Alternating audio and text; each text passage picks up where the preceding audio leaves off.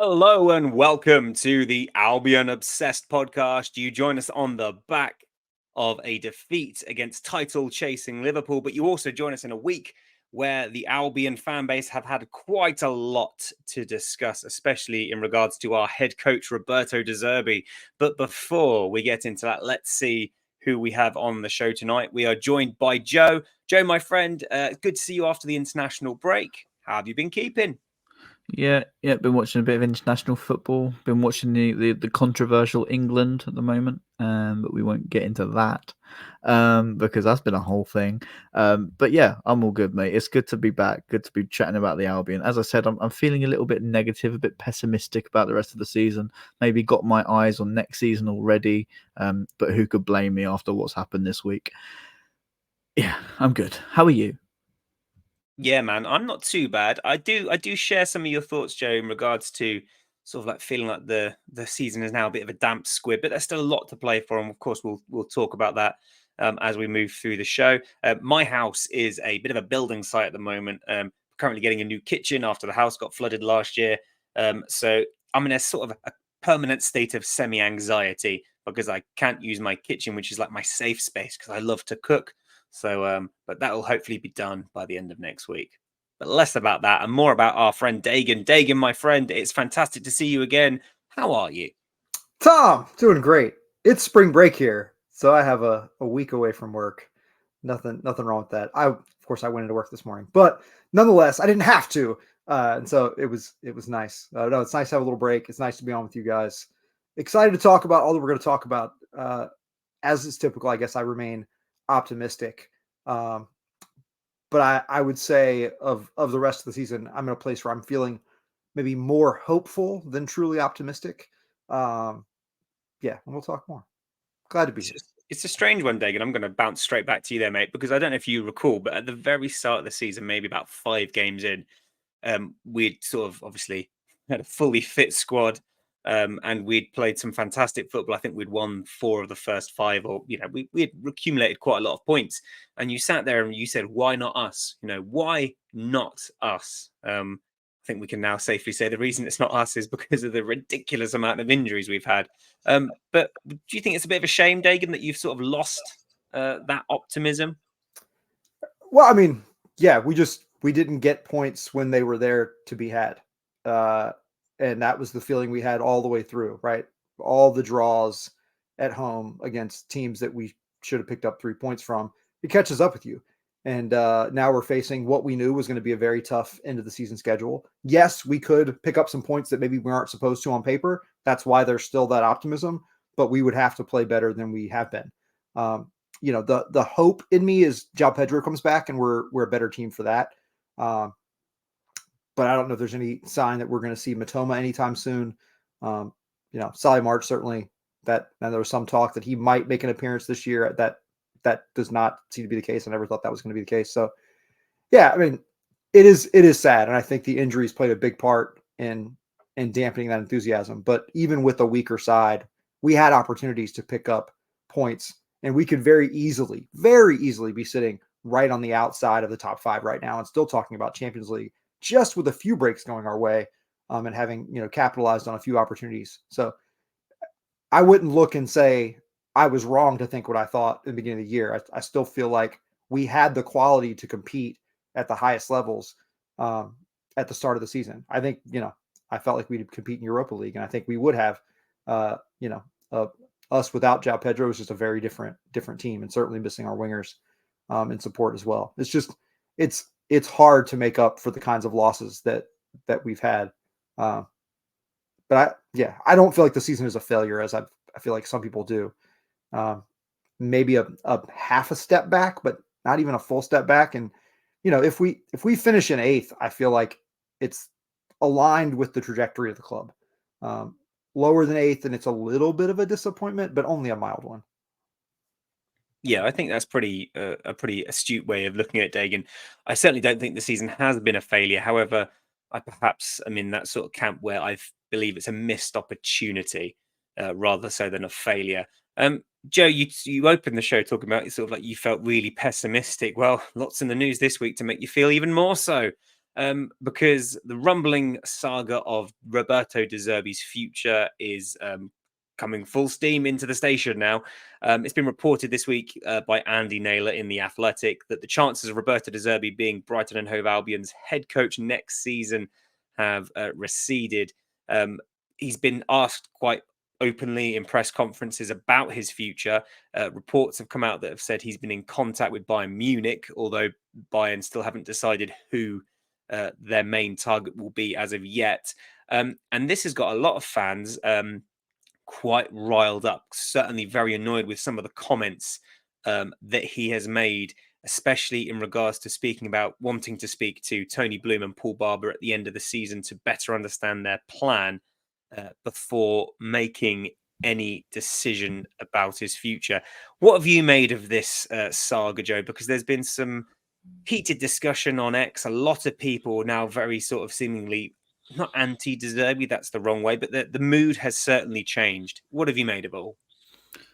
I just think it's an absolutely ridiculous time to be speaking about your future when you've still got 9 games to go, and a really tough end of the season to play out. I mean, we've still got to play City, Arsenal, United, Chelsea, Villa. You know, we've got a lot of really tough games left, and I guess you could probably laugh at me and say Chelsea's not a tough game. They just drew to 10-man Burnley at home, but you bet your bottom dollar they'll turn it on when they come and play against us, which will be really frustrating. So I just think it's something that's really silly for De Zerbi to be talking about, because if we hear it, the players hear it. Tony Bloom hears it, Paul Barber hears it. There just seems to be a stupid time to unsettle what I thought was a really settled camp. I think we're under no illusions as Brighton fans that, you know, when De Zerbi's performed so well for us, that there would be other bigger teams looking at him. But I just thought that there was a little bit more respect for him to not mention that before the season is done. And to really, I think he's been quoted before saying he wants to focus on his job at Brighton. I don't think he's doing that with what he's saying. And especially with reports coming out that he's been in contact with another club. It just makes us loyal fans feel a little bit unsettled, which is a completely fair feeling to have. But then again, we have to remember the business of football. You know, what I got told when Graham Potter left, I was told by the head of the Chelsea Supporting Association that football is a business and we just have to toe the line. And it feels like that's happening again, where we have our say, but who are we to say? We're little old Brighton of Albion. We have to toe the line. We have to know that our best assets are just going to move on because they can't stay at Brighton, surely. Why can't they? You know, all of this stuff that's come out about how much profit we've made, the fact that the Moises Caicedo money isn't even involved in those figures. Why not stay at Brighton? We're going to have an incredibly healthy position going into this next transfer window. And why would you not want to be a part of that and see what that squad can achieve? I get that it's wait and see, ifs and buts. But I thought that's what De Zerbi liked. And yes, he has to understand the motivation. We have to try and understand the motivation because we've questioned our owners in terms of not replacing Moises, not replacing Alexis. So I think he's right to question it. But there's a point, and I think he has to stop now and just focus on these next 9 games because he runs the risk of affecting that relationship that he said wouldn't ever be affected because of what we've achieved together. I'm sorry, Roberto, but you just need to stop now and just focus on what's next. And if you do leave in the summer, you will leave with our full respect, whatever. But just don't muddy the waters because we're a very hard fan base to rile up, I think. And I think our buttons get pushed when loyalty comes into question. Because I think we're a very loyal football club. So yeah, I think it's got to work both ways. Thank you for sharing your thoughts there, Joe. Before I give my own, Dagan, I'd like to get your opinion on this. Do you share Joe's sort of views on it, or are you of a different mind? I think I'm a little bit of a different mind, and I certainly understand where Joe's coming from. One of the things we love about Roberto De Zerbi is that he speaks. He speaks his mind. He speaks his heart. He says all, right? And it's very endearing when we like what he's talking about. Right? We're like, man, this guy's so open and he tells it like it is. And, he's a little rough in handling some of the players sometimes publicly in the media. I mean, it is sort of who he is. His character is to speak plainly, to speak the truth. Sometimes we wonder if something is, lost in translation a little bit as he's still newer to the English language. He's adapted incredibly well as we've noted. But the conversation about Liverpool, the conversation about Bayern, I mean, these are conversations that would be happening in the media somewhere. If he wasn't addressing them, there'd be a question of why is it so hush hush? Why is nothing being said? The truth of the matter is those people are interested in him. Of course, he's considering his options, as anyone in any profession would. And whether it's in the middle of a school year or a season, right? If someone's knocking on your door, the time to listen to them is now. You can say, hey, I'm not going to make a decision until later, but you're going to hear that proposal out. I think in terms of Brighton, I think the questions he's asking are fair. If he's getting invitations potentially to go to clubs that are perennial in the Champions League, and he has that opportunity now, if he is going to stay with us, I think he's going to do so only because he believes that our intent is to become one of those clubs, to get him to be a manager here that is at one of those clubs. And I think he might even be willing to stick it out with us if he feels like we are in earnest going to pursue that. I think, at least in terms of hindsight, that would reasonably be put into question by the absence of some of the moves that we here have noted. He certainly has, right? To bring in only one option in Baleba, right? A relatively unproven one to replace Caicedo, Tom, as you've pointed out numerous times, maybe brought our intentions into question, right? Certainly we wanted to do well, but did we spend enough to do well? Should we be sitting on 80 million profit instead of 120 million profit, right? Is a fair question. And so I think it makes perfect sense for him to want to sit down and to say he wants to sit down with Tony Bloom and Paul Barber to understand, seriously, what kind of money are we going to spend to bolster the squad in the summer? What are we willing to do? Because I think we need whoever he thinks we need, Locatelli or Dewsbury Hall or both, right? Like whatever it is. But if he has a vision for how we get there, and I know we're not building our squad for a manager, and we have a long view on how we assess talent. But at the same time, if he's leaving something that's pretty attractive on the table, whether or not we think he's ready for it and is going to be successful is immaterial. How he feels about it is what matters. He may have that same level of doubt, but the opportunity, once it's on the table, is on the table. And if he stays at Brighton and stays where we are right now, because the squad is such that if we're injured, we're going to finish 10th. To me, he has to think, I probably need to strike while the iron's hot and take this opportunity. But if he really believes he's going to be given the tools here to succeed and bring us to the top of Europa League or the Conference League next year and eventually become a Champions League side in 2 or 3 years, right? Maybe he wants to do that. Maybe he wants to build a club into a Champions League team instead of going to a Champions League club and being great there. I think he has that kind of drive, but I think he has to see that we're a partner in that work. And right now, I think he has reason to doubt whether we're quite where he wants us to be. And I think Tony Bloom has good reason to be hesitant to leap all the way in. And so it's a really difficult situation, but I don't mind him speaking on it because I think if he weren't, we'd just be wondering and people would be asking questions that were left unanswered and just speculation. So would be, rampant, even more so than it already is. So that's a long answer to say, like, it doesn't bother me. It's one of the things we've liked about him all the way. So I don't feel like we can flip the script and say, well, I don't like that he's talking, because he's been talking the whole time. Yeah. Sometimes probably too much. I think for me it's like a defense mechanism when I feel this way about Brighton, because I just set myself up for disappointment.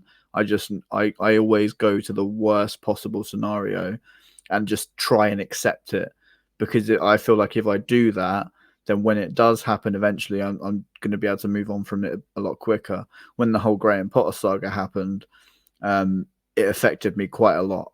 And I was like pissed off for like a week.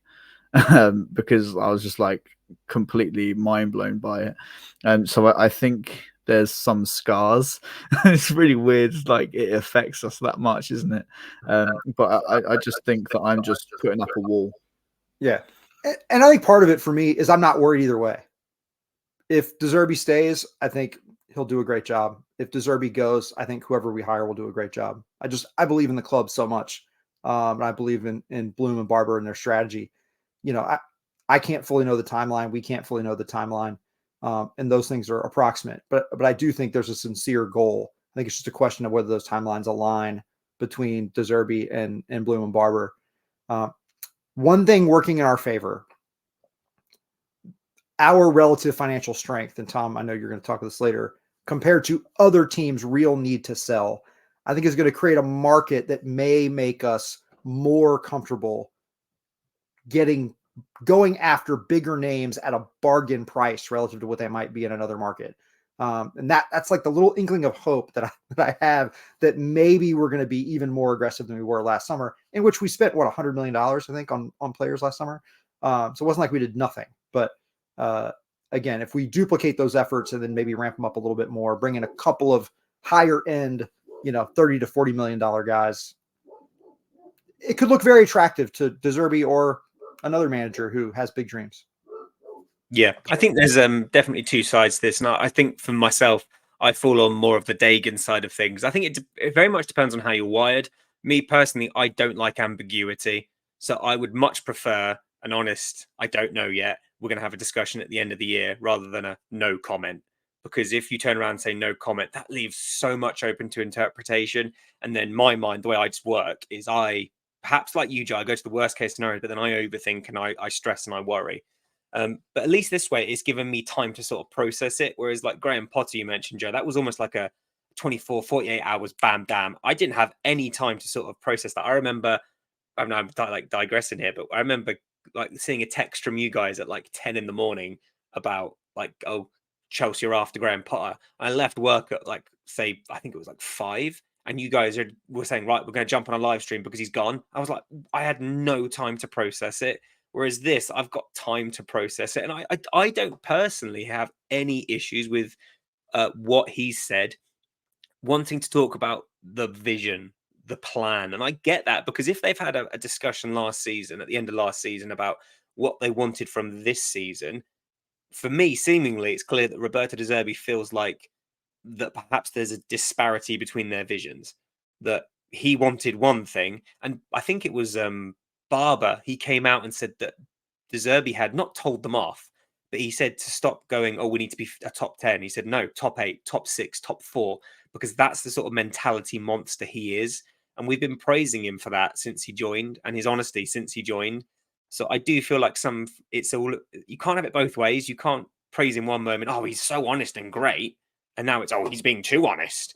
I don't like the ambiguity. I want no, this is the plan. I'm going to sit down with Tony and Paul, and we're going to talk about what's going to happen. And if I don't feel like it fits in my interests, I'm going to go. I don't have an interest. I don't have a problem with that in the sense of, oh, De Zerbi, you're a terrible human being. I want De Zerbi to stay. I want them to find that middle ground. For me, I don't think Brighton are matching Roberto De Zerbi's short-term ambitions. I use the word short-term there because, and I think you said it, Dagan, Tony Bloom and Barber, they've got to think long-term, because they've got to think sustainability, and they've got to think about where this club is going to be in 10 years. And as is their prerogative. And I think, and I want to really preface this by saying how important Bloom is and how wonderful he is. And without him, there would be we wouldn't be where we are. But I sometimes feel that fans are so defensive, are so eager to defend Tony Bloom. Even the mildest bit of slight or criticism or questioning gets overblown. And now some people are ready to turn their backs on De Zerbi after what he's done for us because he's questioned. I think it's because it's only him speaking. And listening to your guys' point, I think I've sort of found why I feel that way, and it's because it's his words. So my instant negative emotion about the fact that he could possibly leave just go straight to him. Because, you know, Bloom and Barber, I don't think would open a communication chamber with the fans just yet about Roberto De Zerbi's future, because there's a season going on. So I think that's where my frustration unfortunately ends up. It ends up questioning De Zerbi because he's the only one talking about it. Yeah, and I get that, but it's like Dagan says, you know, and I've said, he's been honest since he arrived. It would be out of character and perhaps, in my opinion, more worrying if he started saying things like no comment. I say I appreciate the honesty because I don't like the ambiguity of no comment. And to me, that would speak to a much larger issue behind the scenes than suddenly him not saying what he feels and thinks. But I understand why fans are angry or annoyed. But for me, it's a non-issue. Yeah, I mean, Joe, I mean, I totally understand your point. I feel like you're reflecting the views of many, many fans who've been burned. It's a fair way to feel. It's a fair way to think about the whole thing. Yeah, for me, it would be more worrying for him to say, I'm only focused on this team for the remainder of the season, when the reports are coming in that these other clubs are talking to him.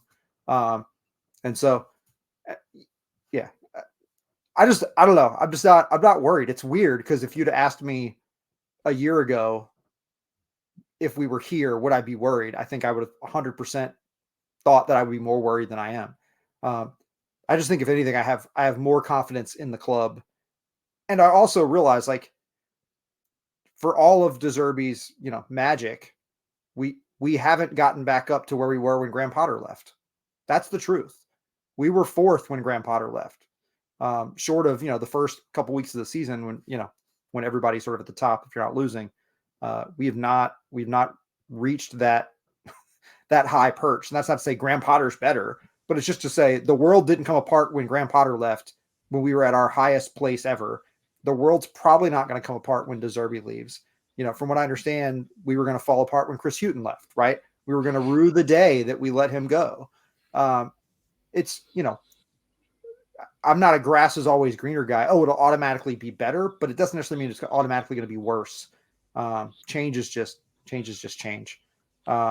If you trust the people who are making the changes, and in this case, I do, not blindly, but I think more often than not, Tony Bloom has gotten it right. And when he's gotten it wrong, he's made a swift correction, which to me, that says a lot, that he doesn't, you know,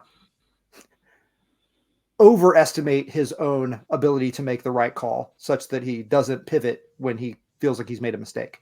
Right. There have been some short tenured managers where I'm sure he thought he had hired the right person, but then found out very quickly it wasn't correct.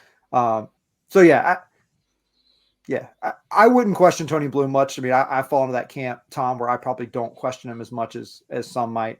But no one's flawless.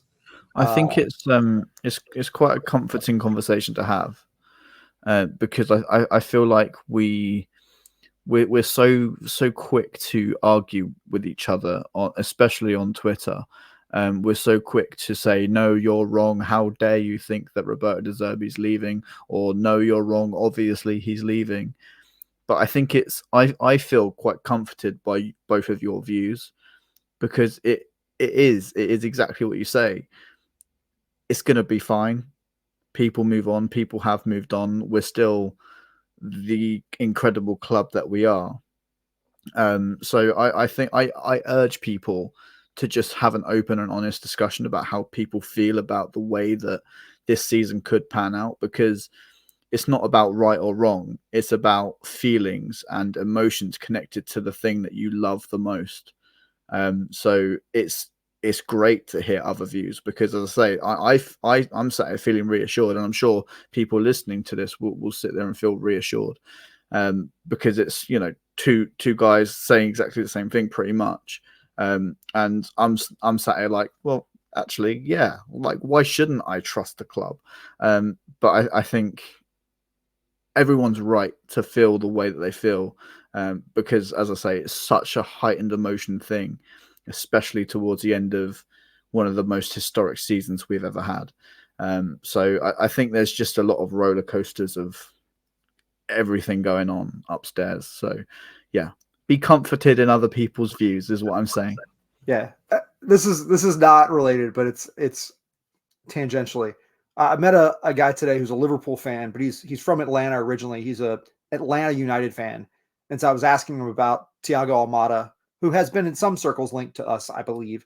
And I was asking him, where does he think he's going to go? Where does he hope he goes? And he actually said that, Brighton was one of the places and the kind of place that he hoped he would go, right?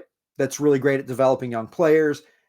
It's just another example of, this is an American fan that grew up, a Liverpool fan, and who identifies Brighton as the kind of place where a young talent that he cares about, he hopes they would go to. And I think that's a shift. And I think that's not just fans. I think that's young players, right? I mean, the future is bright. It's really easy to get mired in, maybe we've taken a little bit of a step back this year. I don't think the club has taken a step back, right? The season may be a little bit of a setback from last year, but I think we are still the ascending club that we imagined ourselves to be as we hit 6 last year. I don't think that's changing. And I think, again, if you play this season out 100 different times, I think there are versions of it where we end up in the top 5.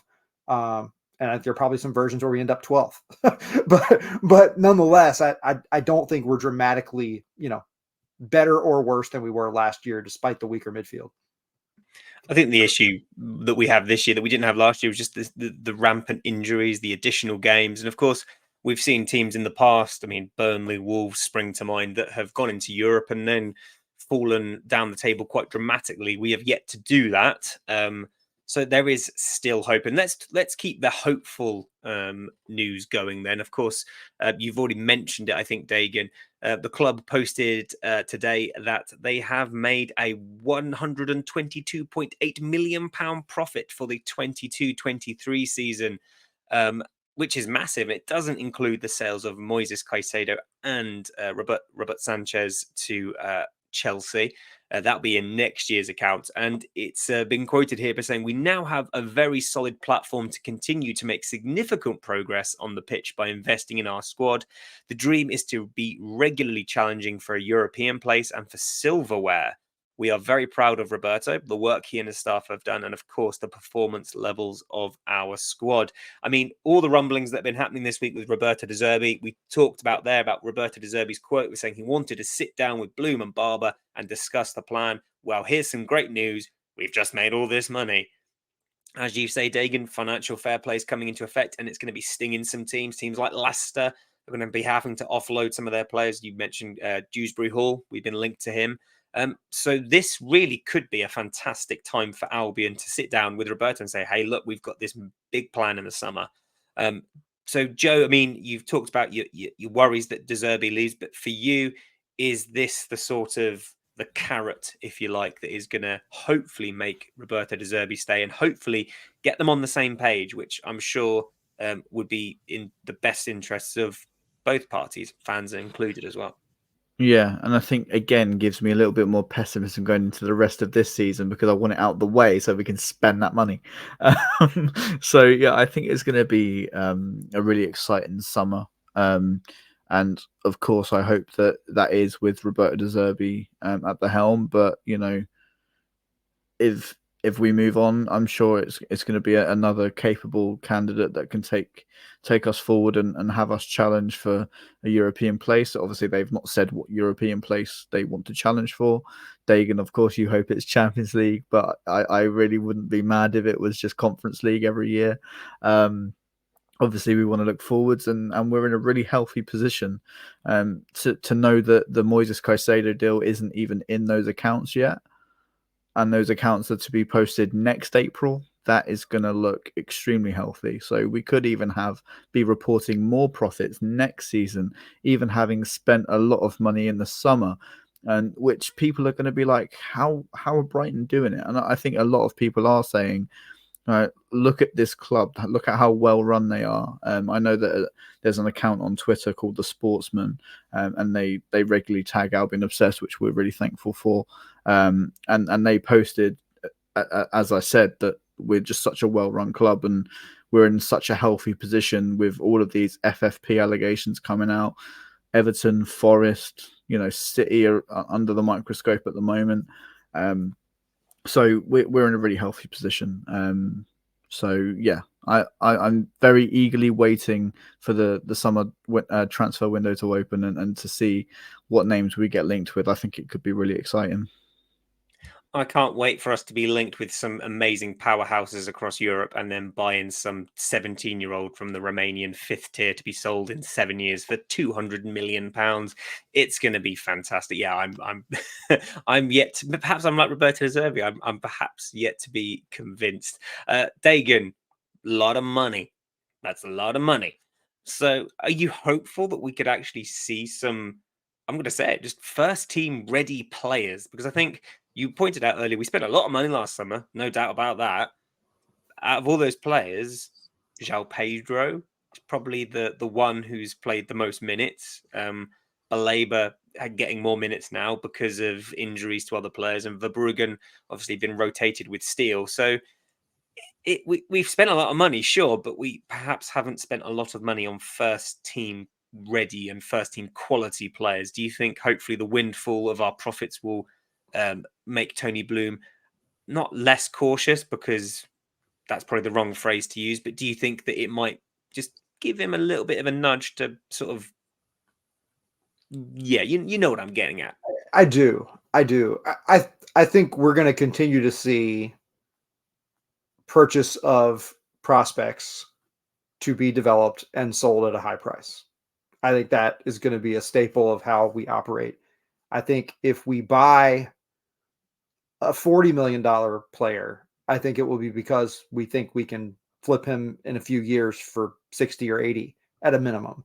And I think that may be the difference, is we just have more capital now and more room because of the sort of continually strong sales that we can reinvest and kind of diversify our portfolio if we're looking at it financially, right? Where we can buy some of these maybe high risk, potentially low yield prospects that could be super high yield, but then also some more baseline. And I think of like a guy like Dewsbury Hall, who, if we spend 40, there's a chance that maybe we, can only get 30 for him later. There's also a chance we could double his value. He's still a pretty young guy.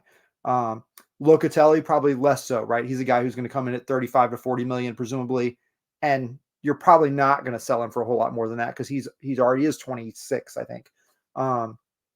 But if we feel like this is the get us over the hump, stabilizing force, leading the team, especially if we think, Gross is going to go to Germany in a year and we need someone to fill that spot as sort of, creative, everyday midfield player, then maybe you do invest that big sum.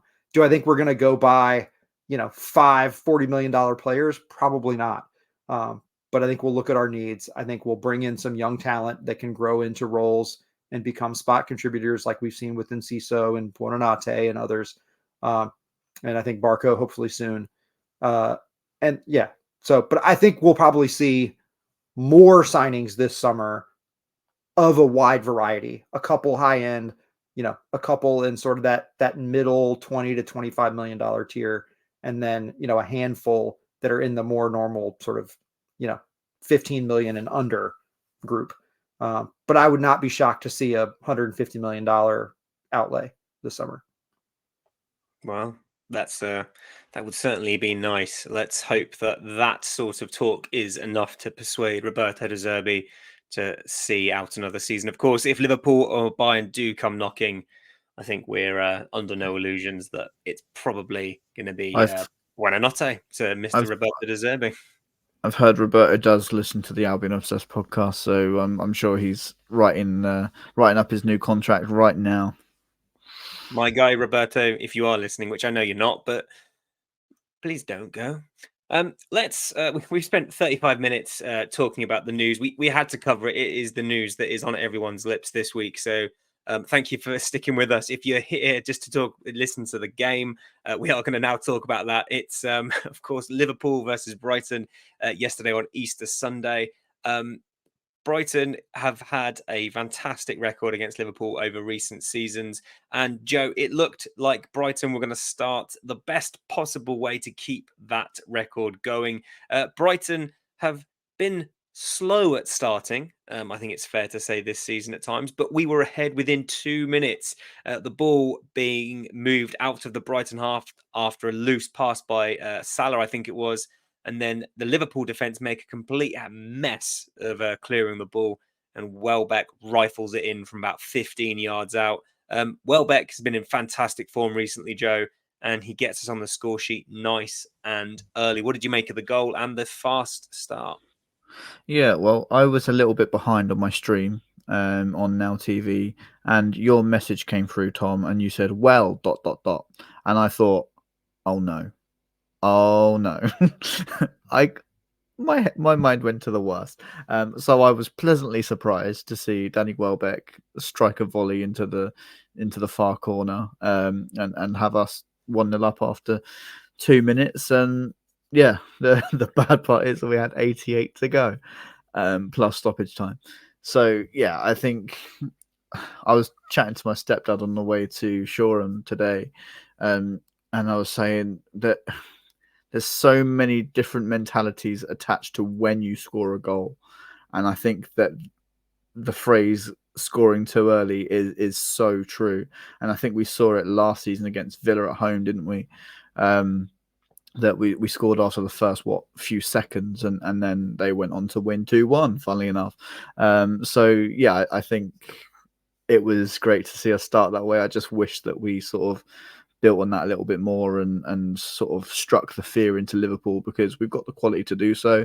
Obviously, we're without Julio Enciso, Matoma, João Pedro. There's probably other names that I'm missing, but we still got Billy a quality. Gilmore, Joe. Billy Gilmore. How could I forget Billy Gilmore? Billy Clifford Gilmore, thank you. So yeah, I think it was frustrating not to see us sort of just take that confidence and put them to the sword a little bit more. But then again, you're against title chasing Liverpool at Anfield, so they're always going to sort of turn it on afterwards. But yeah, nice to see us go up 1-0, and have a little bit of a dream that it might turn into a good afternoon. Yeah. Dagan, I know you love a stat. 87 seconds, Danny Welbeck's goal. That was the earliest 1-0 lead by a visiting side in a Premier League game at Anfield since Tottenham in 2019, where Harry Kane scored after 47 seconds. So not bad company to be in at all. Not bad at all. Not bad at all. I was looking back. I was just trying to look at Liverpool's lost a few games over the past few months. A cup game, a couple of Europa League group stage games. They've only lost one Premier League game, one since September. We battled. I mean, we had a great start. We got up, but they're an informed team that's been formidable and capable of scoring a huge number of goals. We talked before, and speaking of loving a stat, right? 30 shots. They took 30 shots against us, which we could not find a game over the past 2 years where we gave away more. Arsenal earlier this season was 26. We found, but that was the high point. So, to give away 30 shots, to lose 2-1. I mean, certainly some of that's on Liverpool and maybe not finishing as well as they usually do. But I will say I think we got more guys back behind the ball and defended with some energy, some effort, some enthusiasm in ways that didn't make it overly easy on them. I mean, the first goal was truly unlucky. The second was just quality. And we lost Mo Salah, maybe somewhat inexplicably, in space. But the movement of the ball, I think, got us a little spun around, and it was, McAllister thinking quickly. The first was a mistake, and against a team that good, one mistake is too many. Yeah, I mean, you talked there, Dagan, about Liverpool's chances. I think it's fair to say, Joe, Liverpool responded to going 1-0 down very, very well. And if Mo Salah had brought his shooting boots, he says, ironically, considering he scored in the second half, Mo Salah could have had 2 or 3 goals before half-time, going wide on several occasions. McAllister, I think, blazed a header over as well. Liverpool were all over us, Joe. They were so intense. You could really tell that they were a team that are vying for the title. Yeah, and I think that was reflected in what Jurgen Klopp said after the game, and he said it's the first time in a very, very, very long time that they've dominated Brighton, and I think that's something that we can take away positively. That a team chasing the title are happy that they've ground out a 2-1 win over us, and as you say, if they'd brought their shooting boots, it could have been a lot worse. I think Bart Verbrugge made a couple of extremely good saves. Roberto starts him for the rest of the season. Thank you. So I think, as Dagan said, we battled so hard, and there was a lot of defending in there that was really good. There was a lot of defending in there that was really bad. Purvis Stupinian, I'm looking at you. So yeah, I think we could just be grateful we didn't get pummeled. I think. Yeah, definitely. I mean, I want to talk about that first goal because it's been a spot of contention on X in regards to whether that goal should have stood or not. So let's just reflect it back. Ball went out for a corner. Liverpool send it in. The ball is headed back into not well. It's headed back. It half cleared. It's gone back into danger. And Veltman attempts to clear the ball, only for it to fall to Diaz, who volleys in. Now, of course, Brenda said this. Diaz was onside. There's no argument there. But a lot of people were saying that Veltman has only tried to play the ball because the players behind him, who were offside, were there. So surely that's interfering with play. Dagan, do you think those people that are saying that have got a point, or do you think it is just a case of it was a fair goal? I don't know. It seemed like an earnest attempt to play the ball. I think he would have tried to. I think he tried to clear it because it was going into a dangerous position. Like, I don't think he tried to clear it because there were players offside. Like, I think he tried to clear it because the ball was going to go into a dangerous position that he wasn't sure the keeper could handle. So yeah, I don't know. I would certainly feel very hard done, as you guys say, if that was a goal disallowed and we were the goal scorers. Oh, if we had scored that, it would have been disallowed. I hesitated to say that. I'd rather you say it than for me. Yeah, I don't know. That again on the Klopp tour, that's not getting disallowed. Yeah, it's as you say, like I can kind of see their point because I mean, but again, you don't know what Veltman's thinking. You don't know if he knows that they're there, or as you say, he's just sort of swung his leg at it in the hopes that it stops Bart from being in a position where he can't deal with something. So I can sort of see where they're coming in. The argument of but they're interfering with play, because if Veltman does know they're there, does he might not necessarily be able to see the defender on the far side of the pitch and where they're stood, so he doesn't know that they're offside. So I can kind of see where they're getting at, but to me it's a bit clutching at straws. That's just my opinion. Joe, good, fair goal, or any contention from you at all? No, not really. As soon as I saw it, Veltman tried to clear it. I knew Diaz was onside. I didn't even clock the two offside players, which is probably bad considering I want to be a coach and I'm missing all these details. But to be honest, I just didn't see it. I sound like Arsene Wenger, don't I? Ooh, I didn't see it. But yeah, I no complaints from me, to be honest.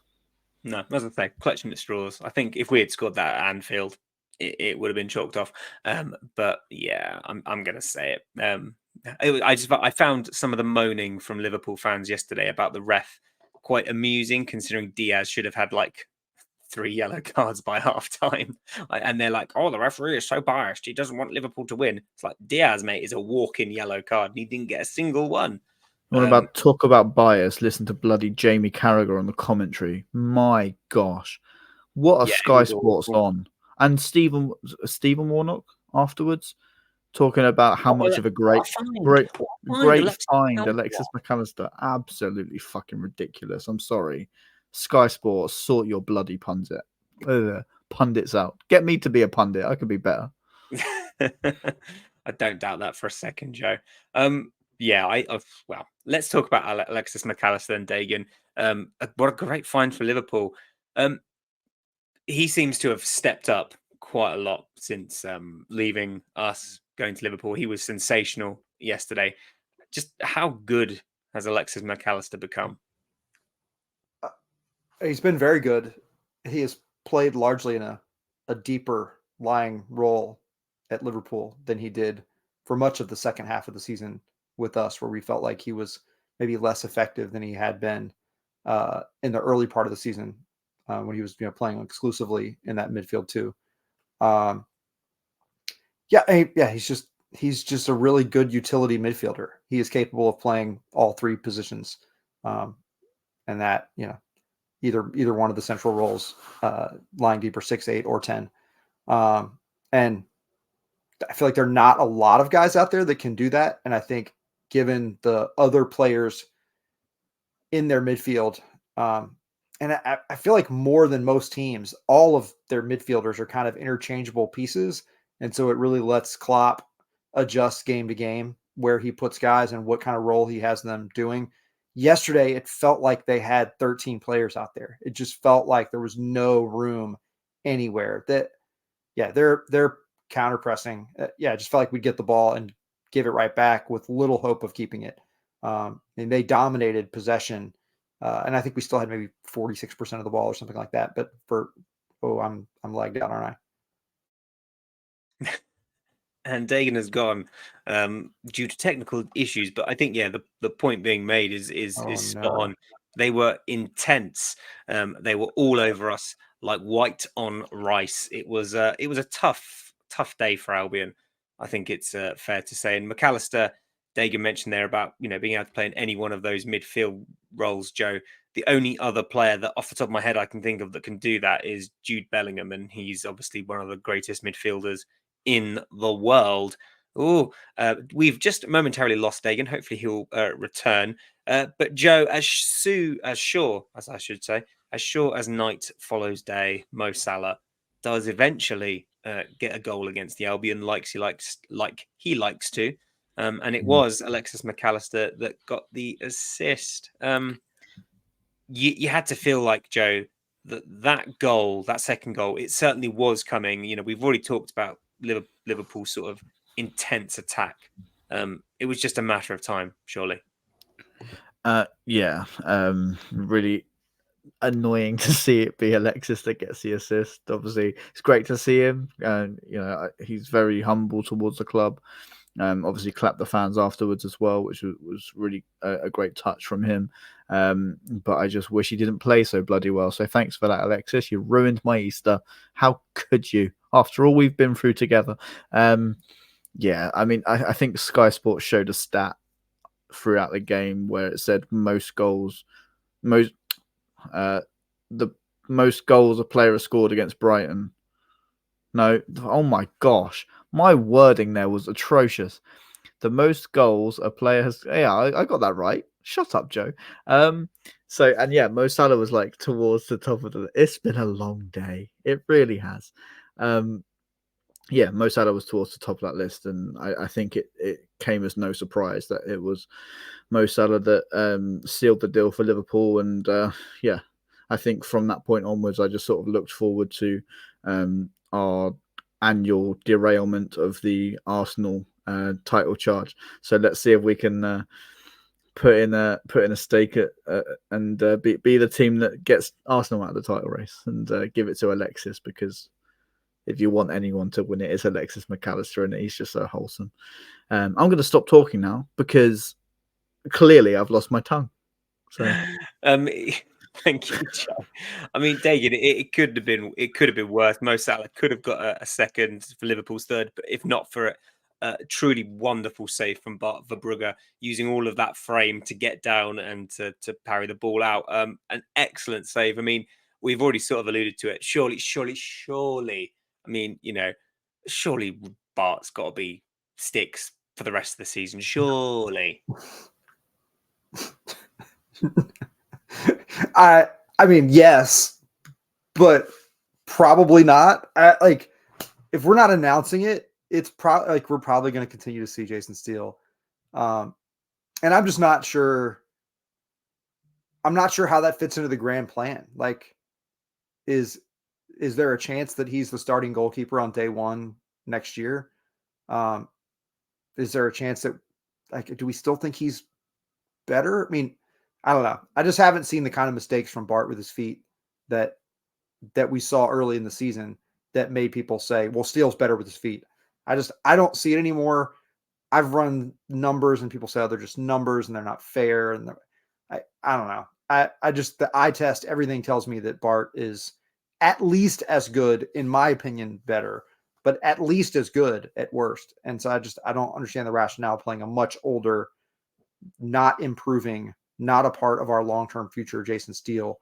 At least as a starter, he may be a cup keeper. And I like Jason Steele. Like, I think he's a great guy, great teammate. He's an incredible story.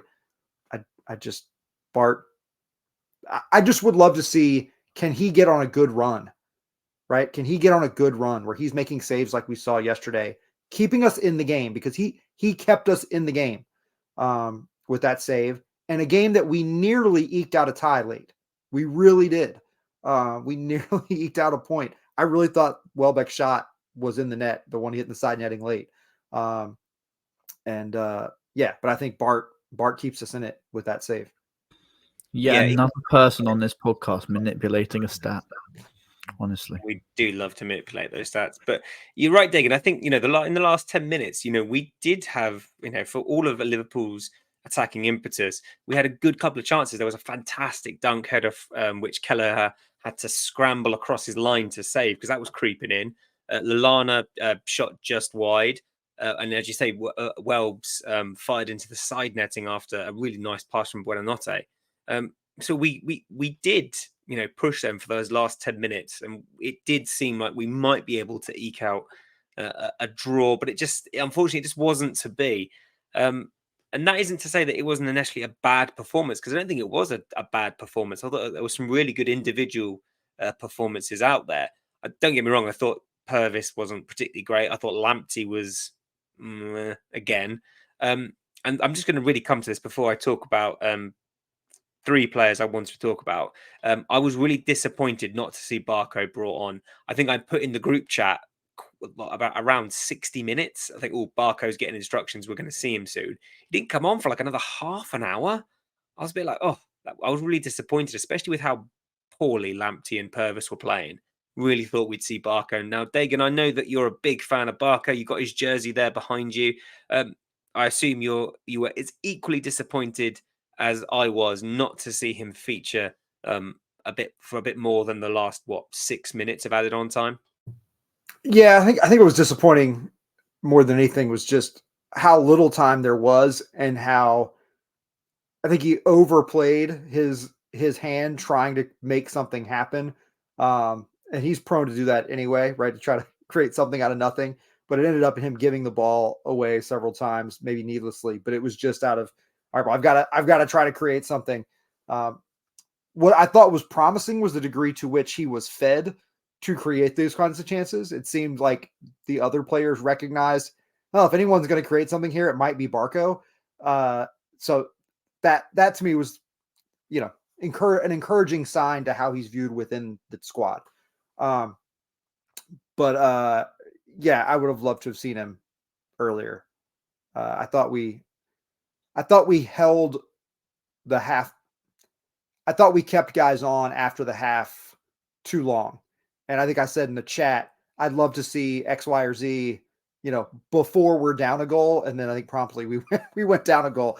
And then we started making the changes. And I don't know, it just felt like it was coming, and we needed to do something to get some guys out there who could get the ball out of our own half. And we waited a beat too long for that. Yeah, I'm inclined to agree. I know that some people were calling for Fatty to come on. I personally was not particularly for that idea. I would have rather have seen Barco. But Joe, I said just before we started talking about Barco that there were a number of good performances. I'm going to come to him first and foremost. Lewis Dunk, I thought, he had a good game yesterday. Back to his usual self. I mean, he's not been particularly brilliant in the league recently. Had a bit of a torrid time away with England. But I thought the game yesterday he played well. I thought Baleba was excellent as well, and Jakob Moder as well. I thought, I think I put it in the group chat quite early on. It was so nice to see a tall midfielder win a ball in the air. I couldn't quite believe it. I mean, I love Billy Gilmore, fantastic player. I really like Pascal Gross, but it was nice to see a bit of bite, a bit of physicality in the middle, Joe. Yeah, I just want to touch on Dunkey first of all. You said torrid time with England. I actually don't think he was that bad. I don't think it was as bad as what people are making it out to be. Obviously, there's one huge mistake against Lukaku, which opens up Belgium to score their second goal. Was it their second goal? But other than that, like, he could have got an assist had Bowen stayed on side. And he played a huge part in the equaliser as well, in terms of his physicality and winning the ball. Watkins keeps it alive and Bellingham slots it home. So I think he made a decent enough account of himself to still be in contention with going to the Euros. I think people are writing him off way too soon, and yeah, he's been disappointing this season. And people are saying, "Oh, his call-ups come 2 years too late." But I really do still think he's one of the best English centre backs out there. I don't think you could tell me that Maguire or Gahey or Branthwaite are any better than Lewis Dunk. They might be level, not Maguire. Put Maguire to the back, but Gahey and Branthwaite have been good. But I don't see they're much better than Lewis Dunk. And certainly to have an option where you've got a centre-back that's been playing out from the back under a fantastic manager, having the opportunity to play alongside John Stones as well, who's coached by one of the best in the world. I think it could be a really interesting pairing. So for people to be writing Lewis Dunk off, I think is crazy. And yeah, backed up his England performances with a good performance at Anfield against title contenders. So I think that says enough for me that Lewis Dunk is still in and around being called up to go to Germany. Yeah, and talking about Baleba and Moda, you know, how good it is to have two physical midfielders that are they didn't look out of their depth at all against a really, really good Liverpool midfield. I mean, Endo and McAllister as a pairing are scary. And Szoboszlai just ahead of them is a real handful. So the scoreline doesn't quite reflect how dominant Liverpool were, but I think our midfield was at times capable of dealing with them, and I think that is huge credit to Baleba and Jakub Moder. So yeah, I think they're really good three players to point out that were had a really good performance. And I think another one that has to be shouted out, we've already given Bart the shout out, but I think Van Hecker was really good again, and has been absolutely phenomenal this season. I saw a Chelsea fan talking to Brightonian, I think it was Brightonian, saying about how Colwill's better than Van Hecker, and it's absolutely crazy. Van Hecker has become leaps and bounds a fantastic centre-back pairing with Lewis Dunk, and is going to be absolutely huge for us next season. I've got a huge feeling. Yeah, definitely. I couldn't agree more, Joe. Dagan, just before we move on to player of the match, any standout performances on a team scale for you? Yeah, I mean, Baleba to me was a standout, both in his pace. So often when Liverpool looked to have a dangerous attack, I feel like he was a part of disrupting, whether directly winning the ball back or just slowing them up a little bit, and then carrying the ball. He was very effective, drew several fouls that I can think of. Liverpool committed 20 fouls. 20 fouls. For those, they had collected a grand total of 3 yellows up until the 88th minute, and they got 2 late yellows after that point. But I thought there were numerous moments where we were starting to mount a dangerous counterattack, and they just, with great precision, gave a professional foul over and over and over again. And often you see those, as yellows. They were not in this game. And, when I bemoan officiating, that comes to mind. So standout performance in not giving out yellow cards early to Liverpool, perhaps by the who was it yesterday? Oh gosh, it's I going to can't kill me. remember, but the ironic thing was David Coote yesterday. the first yellow card for McAllister. In my mind, it wasn't even a foul. Yeah, he's giving a yellow card out for McAllister, and Adingra's just fallen over. yeah. There's just a certain level of irony there. So Although even the yellow that who got the yellow when McAllister kicked them, Gross got yellow for that as well. Again, that was a ridiculous yellow card. But you feel like that's almost like just he was trying to even it up. It was a 50-50. Both their feet are at the same height. They just kicked one another. It is what it is. The crowd made that call, I thought. Yeah, definitely. It's quite funny, isn't it? You know, was. we talked off air. A lot of Liverpool fans bemoan officiating, and like, you know, the refereeing world is against them. Yet Diaz committed numerous fouls in the first half, wasn't booked at all. But hey ho, we digress. Man of the match then, lads. Man of the match. Joe, I'm going to come to you first, my friend. Who was your man of the match?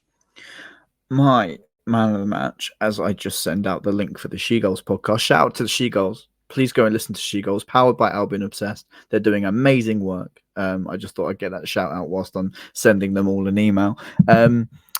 Yeah, my man of the match, I think, would have to go to Bart Verbruggen. I think it could have been a lot worse had it have been Jason Steele in the net. And I think I want to give it to Bart because it stakes the claim again that he should be starting as our number one goalkeeper in all of the important matches this season and next season and going forwards for the next, hopefully, long time that he stays with us. So yeah, Bart Verbruggen for me. Very fair indeed. Dagan, I'm going to take my usual... Oh, am I there? I'm going to take my usual medal stand approach. Bart for me is in the bronze medal position. I agree, Joe. He did keep us in it. Baleba is very much in the running, but I'm going to give him the silver. But my gold medal man of the match, Danny Welbeck started us out, and I think getting a goal that early, and with a clinical finish on a beautiful strike, that's a man of the match worthy singular moment in a game where sometimes a singular moment is all the difference. And I think having that goal in hand, though perhaps we scored too early, it put us in a position to be in the game throughout the game, and in a game that we frankly didn't otherwise feel like we deserved to be in, given the way it was going. So just for producing a moment of brilliance, I don't think I've given Danny Welbeck a man of the match before. I'm going for Danny Welbeck in this one. More than fair. Yeah, it was a fantastic goal he scored at the beginning, and he almost got a second late on. I'm going to give mine to... I think, I've already said it. Baleba for me. I thought Baleba was excellent. And I also thought Moda did really well as well. Didn't really put too many feet wrong, as it were. But I thought it was an okay performance. And I think we've had some not great performances recently. It was nice to see us set up in a 4-2-3-1 or a 4-4-1-1, however you want to put those numbers, a back four, basically. That was nice. So, yeah, disappointing not to get a result. But as Dagan says, we probably, on the face of it, didn't deserve one. But we certainly made them work hard at the end.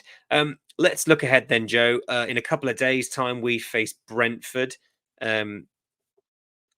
which is always an interesting game. Ivan Toney will be an interesting one to watch. We know that Albion centre-backs usually find dealing with quite physical strikers can be quite difficult, as we saw with Lukaku. We've seen it with Toney before. We've seen it with Haaland before. So does that worry you, or do you think we're, coming off the back of an okay performance against Liverpool, we should be hopefully galvanised into one of the games that we have left that many will see as a almost must win?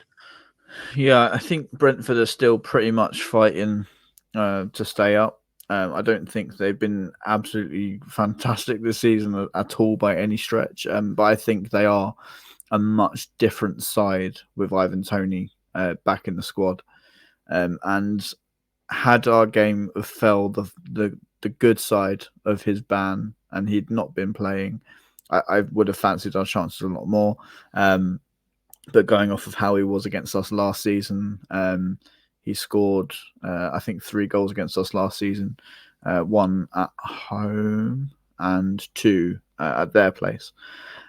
So yeah, it's really going to be probably a frustrating game, and another one where there's a physical striker dealing with Lewis Dunk, but hopefully Dunky would have got a few answers as to how to deal with him on England duty.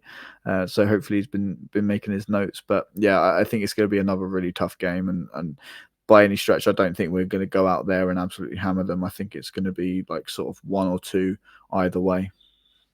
Yeah, they were excellent against Man United as well, weren't they? How they didn't actually win that game, I'm not quite sure. Brentford also very good at the dark arts of football as well. Time wasting. Hooray, I'm looking forward to that already. Dagan, what are your thoughts ahead of the Brentford fixture? Yeah, I just did a quick look back, and apologies if my count is off, but going back to our game against them on December 6th, that we won 2-1, including that game, they have won twice since then. 2 wins, 3 draws, 13 losses in that stretch of time. It has been not great for Brentford.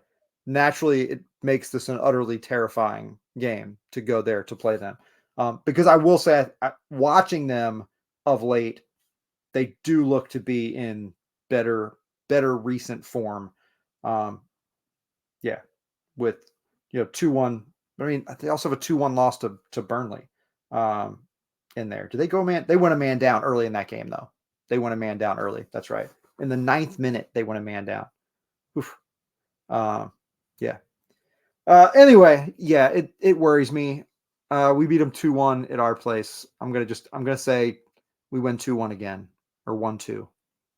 That's my prediction, but it won't be easy. It seems to never be with Brentford. No, it's what is it? The Bloom, I can't remember his name. The Bloom something Derby, the guy that Brentford.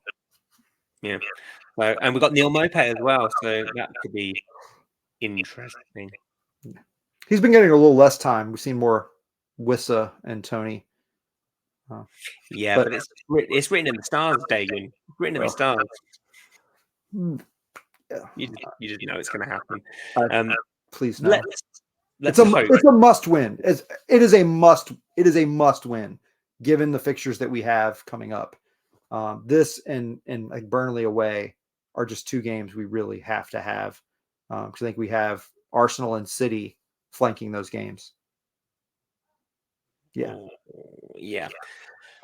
Oh, it's all fun and games being a Brighton supporter, but as you know, I've sort of alluded to in this podcast already, there's still a lot of hope to play for. The European places could drop down to 9th place, I believe it is. Is it 8th or 9th? 8th. Okay, 8th. So it could drop down to as low as 8, which is a feasible position for Brighton to finish in. But it does rely on us, having a good run of form, which is going to be really tricky against the clubs that we are, of course, still to play.